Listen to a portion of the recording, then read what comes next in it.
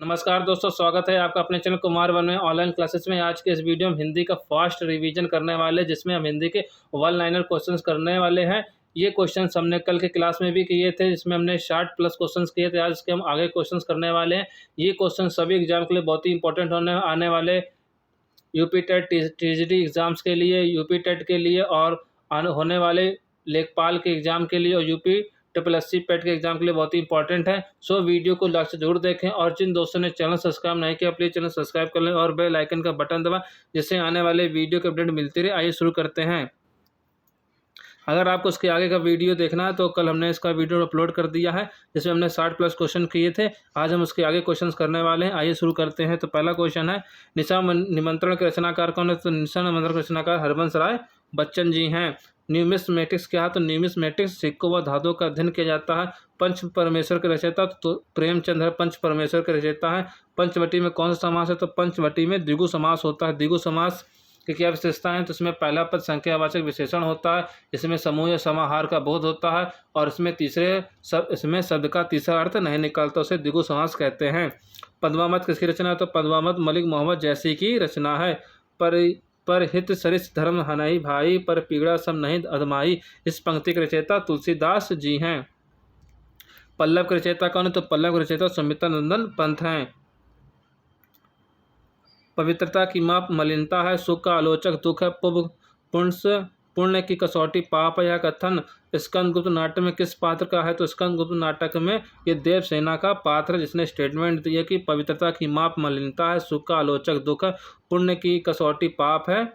यह स्टेटमेंट स्कंदगुप्त नाटक में देवसेना के पात्र है, उसने यहाँ कहा है। पुराणों में अशोक को क्या कहा गया? तो पुराणों में अशोक को अशोकवर्धन कहा गया है। पुरा पाषाण युग में आदि मानव के मनोरंजन के साधन क्या? तो शिकार करना है। नेक्स्ट क्वेश्चन है, पूस की रात किसकी रचना है? तो पूस की रात प्रेमचंद की रचना है। पृथ्वीराज रासो रचनाकार चंद बरदाई है। प्रेमचंद के अधूरे उपन्यास का नाम क्या है? तो मंगल सूत्र है प्रेमचंद के अधूरे उपन्यास का नाम। नेक्स्ट क्वेश्चन, प्रकृति के सुकुमार कवि किसे कहा जाता है? तो प्रकृति का सुकुमार कवि स्वतंत्रानंद पंत को कहा जाता है। प्रगतिवाद उपयोगितावाद का दूसरा नाम यह स्टेटमेंट किसकी है? तो नंद दुलारे वाजपेयी की स्टेटमेंट है। प्रथम सुप्री प्रेमाख्यान काव्य की रचयिता कौन है? तो मुल्ला दाऊद ने यह रचना लिखी है। प्रभात फेरी की रचना किसने लिखी है? तो नरेंद्र शर्मा ने प्रभात फेरी की रचना की है।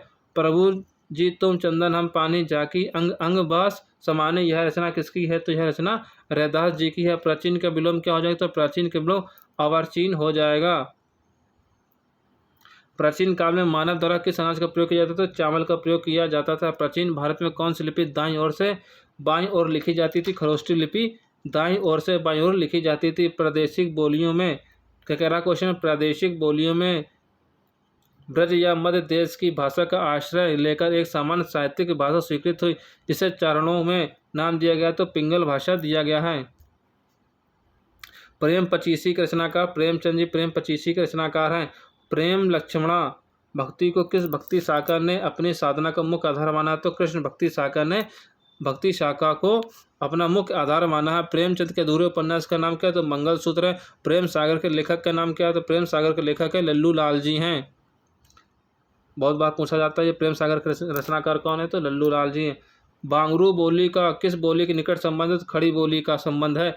बिहारी किस काल के कवि हैं? आपको बताना है। तो बिहारी रीति काल के कवि हैं। बिहारी किस राजा के दरबारी कवि थे? तो बिहारी जयपुर नरेश जयसिंह के दरबारी कवि हैं।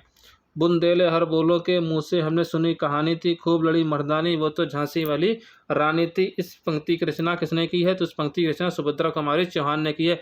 बूंदी नरेश महाराज भाव सिंह का आश्रित कवि कौन है? तो मतीराम हैं। बैताल पचीसी रचनाकार तो सूरती मिश्र हैं। बैर क्रोध का आचार्य मुरब्बा, इस पंक्ति रचना कौन है? तो रामचंद्र शुक्ल ने यह रचना लिखी है। भक्तमाल भक्ति काल के कवियों की प्राथमिक जानकारी देता है, इसके रचयिता कौन है? तो नाभादास ने यह रचना लिखी है। भारत का शेक्सपियर किसे जाता है? तो कालिदास को कहा जाता है, सबको पता है, ये इंपॉर्टेंट है, आता है पेपर में। भारत की प्राचीन भाषा क्या है? तो भारत की प्राचीन भाषा संस्कृत है। आदि जननी संस्कृत है। भारत के किस प्रांत में कोंकणी भाषा बोली जाती है? तो महाराष्ट्र व गोवा में बोली जाती है। भारत के प्रथम राष्ट्र कवि, बहुत इंपॉर्टेंट क्वेश्चन है, भारत के प्रथम राष्ट्र कवि कौन है? तो मैथिली शरण गुप्त हैं। भारत भारती काव्य के रचनाकार मैत्रेयी गुप्त ही हैं। भारत में शिलालेखों प्रचलन किसने करवाया है? तो ये अशोक ने शुरू करवाया था शिलालेखों का प्रचलन। भारत में संस्कृत माँ है, हिंदू बहुरानी और अंग्रेजी नौकरानी है, किस महापुरुष के ये अनमोल वचन है? तो ये डॉक्टर कामिल बुल्के के अनमोल वचन है, जिन्होंने कहा भारत में संस्कृत माँ है, हिंदी बहुरानी है और अंग्रेजी नौकरानी है। किस महापुरुष के हैं? तो ये डॉक्टर कामिल बुल्के के ये अनमोल वचन है। भारत में सबसे अधिक बोला जाने वाला भाषी समूह क्या? तो इंडो आर्यन सबसे ज़्यादा भाषीय समूह है। भारत में सबसे कम बोला जाने वाला भाषी समूह क्या? तो चीनी तिब्बत है। भारत में सर्वाधिक लोगों द्वारा कौन सी बोली बोली जाती है? तो हिंदी देवनागरी लिपि भारतवासियों द्वारा सर्वाधिक बोली जाती है। भारत इतिहास का कौन सा स्रोत प्राचीन भारत के व्यापारिक मार्गों पर मौन है? तो मिलिंद पन्हाओं। भारतीय भाषाओं को कितने प्रमुख वर्गों में बांटा गया है? तो 4 प्रमुख वर्गों में बांटा गया है।